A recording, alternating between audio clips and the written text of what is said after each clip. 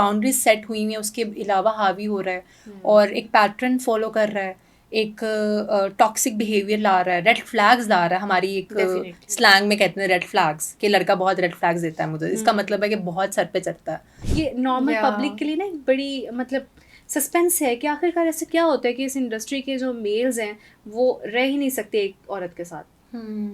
वो ये है कि मिसअंडरस्टैंडिंग, टाइम नहीं है, इस पे लड़ाई हो गई, वो डाइवोर्स तक चली गई। अच्छा, आपके साथ कोई ऐसा ड्यूरिंग शूटिंग या फिर कोई आपके साथ काम पे कोई ऐसा वाकया जो आप मतलब अपने जहन से नहीं निकाल सकते, या आपको इरिटेट करता है, तंग करता है, आपको परेशान कर रहा हो वो? As in what incident? किसी भी किस्म का, किसी की हरासमेंट या किसी ने आपके साथ कोई बदतमीजी या व्हाटएवर इस तरह की कोई भी? Not really. I feel like हर दिन आपका गुजरता है, आपको पुरानी बातें और पुराने लोग जो आपको तंग किए हुए एक लाइफ में, उनको भुला देना चाहिए। So I believe in that, no regrets in life. अच्छा, आपको ज़िंदगी में कभी किसी के साथ अट्रैक्शन इमोशनली जो है वो अट्रैक्शन हुई है? इमोशनली नहीं, ऐसा उस तरह से नहीं, but like as in a good way. Okay, yeah in a good way. I had a friend, अब नहीं है वो फ्रेंड। ओके, ठीक है। वो मेल थे या फीमेल? मेल। ओके, तो अब रीज़न क्या थी कि आप फील्ड से रिलेटेड चीज़ें थी कि he used to be very annoying and very aggressive about the field के मतलब जहाँ जाना है location share and all, that was very toxic. अच्छा, ये एक बहुत अजीब सी चीज़ है कि जहाँ जा रहे हो और अभी लोकेशन फ्रेंड शेयर करो, है, ये क्या अभी है? फ्रेंड है, रिलेशनशिप रिलेशनशिप नहीं है, फ्रेंड है, प्रॉपर तो मेरे ख्याल से आपको मेरी बाउंड्रीज हमेशा से सेट रहती स्पेस हैं। देनी चाहिए। Exactly, when I am not teasing you, why are you teasing me, why are you becoming toxic? So मेरी एक बाउंड्री सेट रहती है हमेशा से कि दोस्त है तो दोस्त को दोस्त रखो, बाउंड्रीज क्रॉस नहीं होनी चाहिए, क्योंकि फिर उसमें अगला हावी हो जाता है। ठीक है, तो एक इन्फ्लुएंसर है, उनके साथ भी मेरे ख्याल से एक इंसिडेंट हुआ था, मुझे नाम नहीं याद आ रहा, टिकटॉकर हैं वो भी, इस्लामाबाद की हैं, तो उनके साथ भी हुआ था कि दोस्त था, ऑब्वियसली आपने एक स्पेस दी होती है तब भी कुछ होता है।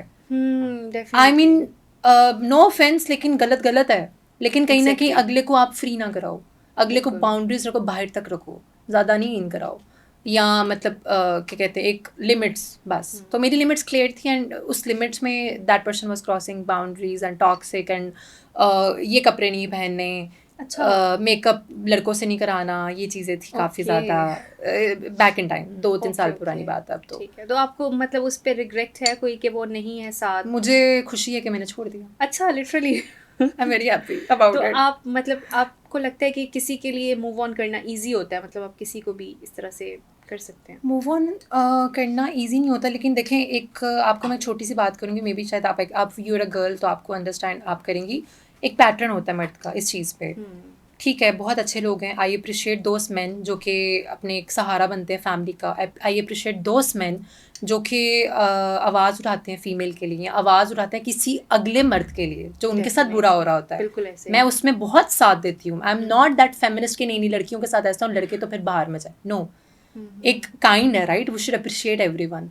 लेकिन इस चीज़ में कि अगला बंदा जब आपके साथ विदाउट एक बाउंड्री सेट हुई है उसके अलावा हावी हो रहा है और एक पैटर्न फॉलो कर रहा है, एक टॉक्सिक बिहेवियर ला रहा है, रेड फ्लैग्स ला रहा है, हमारी एक स्लैंग में कहते हैं रेड फ्लैग्स, कि लड़का बहुत रेड फ्लैग्स देता है मुझे, इसका मतलब है कि बहुत सर पे चढ़ता है। विदाउट आपने एक चीज़, आपको बिहेवियर नहीं चाहिए, आप क्यों कर रहे हैं?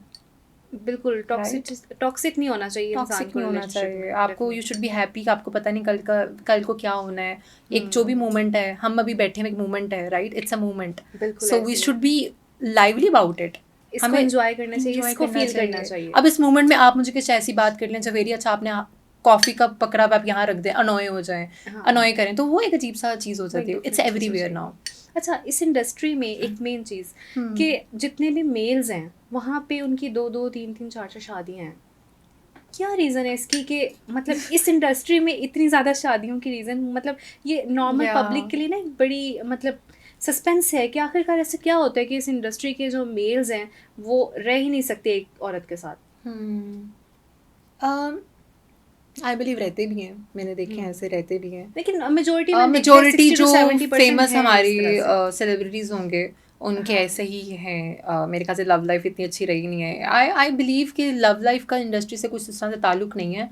उसमें एक पैटर्न होता है कि आपका काम इतना ज़्यादा होता है कि आपको टाइम नहीं मिलता, उसमें मिसअंडरस्टैंडिंग्स आती हैं। Because I was like I have seen a lot in the field hmm. के अगर मैं कहीं शूट पे हूँ तो मैरिड मतलब कि बच्चियाँ आई होती हैं, मॉडल्स हैं जो शादीशुदा हैं और वो बताती हैं कि ऐसा है। तो ज़्यादातर जो मैंने आई हैव सीन अ लॉट वो ये है कि मिसअंडरस्टैंडिंग, टाइम नहीं है, इस पे लड़ाई हो गई, वो डाइवोर्स तक चली गई।